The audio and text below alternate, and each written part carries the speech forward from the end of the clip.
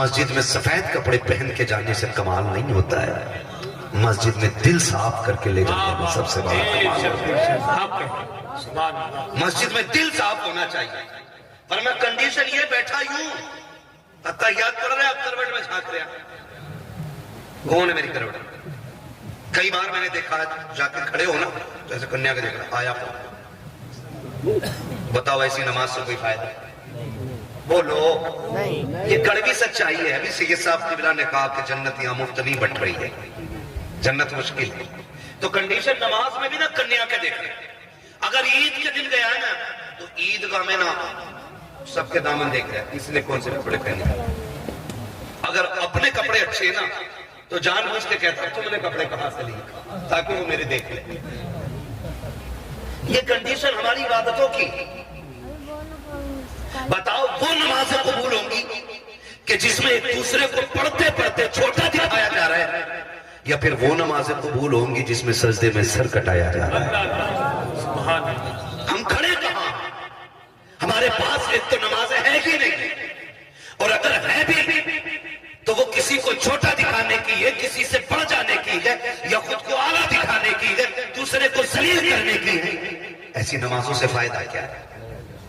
میں غلط نہیں کہہ رہا ہوں، مسجد میں جاتے ہیں جو امام لوگ ہیں تصدیق کریں گے یوں جا کے سب میں ٹولا مار رہا ہے، کیونکہ آج جو ہے نا اس نے کلف لگے کپڑے پہنے ہیں۔ وہ کہہ رہے امام صاحب اس میں دھول نکل رہی ہے، جھاڑو نہیں لگی تھی۔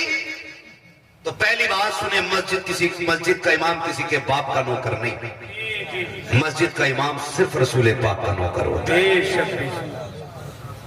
اس سے کہتے ہیں کہ بھائی یہ دھول نکل رہی ہے مسجد میں، جھاڑو نہیں لگی۔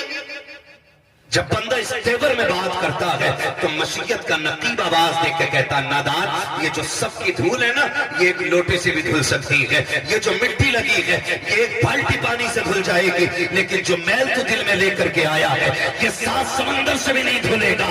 اگر میری مسجد میں آنا ہے تو اس مٹی کو صاف نہ کر، اس میل کو صاف کر جو دل کے اندر ہے۔ مالک وہ کیسے صاف ہوگا؟ تو مشیت کا نقیب کہتا ہے جب دنیا سو رہی ہو تو مصلے بچھا دے، اپنے گناہوں کی فہرست ہے مجھے رو کے دکھا دے، میں تیرے گناہوں کو صاف کر کے دکھا دے۔ سبحان اللہ، سبحان اللہ، بہت اچھا صاف کر کے بہت اچھا۔ لیکن ہم تو مسجد کی صفائی اس لیے نہیں کرتے کیونکہ ہم سیٹ ہیں، ہم مکھیاں ہیں، ہم پردھان ہیں۔ سنو بھائی، مکھیاں ہو یا پردھان ہو، میں نے رشتوں کے لیے سب کو پریشان دیکھا ہے۔ چھوٹا اس لیے پریشان ہے کہ جہیز میں دینے کے لیے کچھ نہیں ہے۔ معاف کیجئے، اب ہماری برادری میں یہ چلن اتنا چل گیا ہے کہ 10-10 15-15 لاکھ کی ڈیمانڈیں ہو رہی ہیں، اور جن کی روڈ میں زمین آ گئی ہے نا تو وہ تو چھت پہ چڑھ کے موت رہا ہے۔ باپ نے پوری زندگی کسائی کی دکان کے آگے کے چھیچڑے اکٹھے کیے، آج زمین روڈ پہ 2 بیگھے آگے 2 کروڑ مل گئے، تو اب دوسرے کی حیثیت ہی کوئی نہیں۔ اب بیٹھ کے کہہ رہے ارے ہڈیاں لے کے جاتا، اسے کیا پتا گوشت کیا چیز ہے۔ یہ کنڈیشن ہماری ہے۔ چھوٹا اس لیے پریشان ہے کہ داماد خریدنے کے لیے پیسہ نہیں، اور بڑا اس لیے پریشان ہے بیچارہ کہ اس کی برابری کا کوئی نہیں مل رہا ہے۔ کہہ رہا مولانا کوئی برابر کے آدمی ملے تو رشتہ کر رہی ہوں، کیوں تو 18 فٹ کا ہے؟